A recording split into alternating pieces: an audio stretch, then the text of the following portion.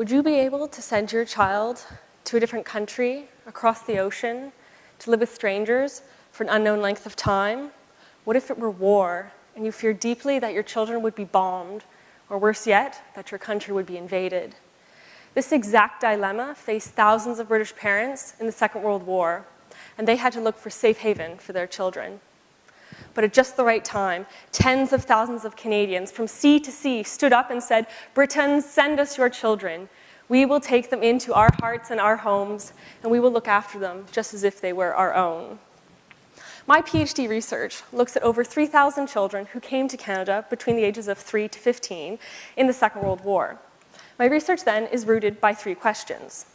How did Canada care for these evacuees? How did these evacuees experience Canada? And what were their perceptions of evacuation?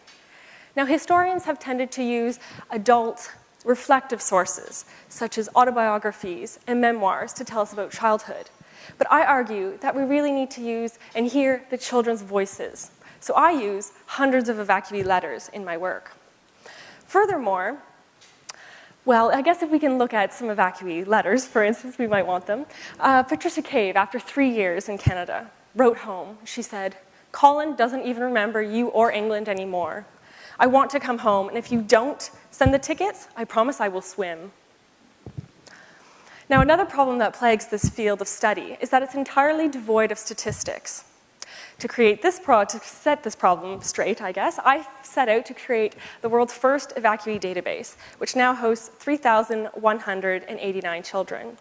I now know minute details of their lives, from where they came from to where they went to live, who they lived with, their struggles, their sexes, and even their medical issues.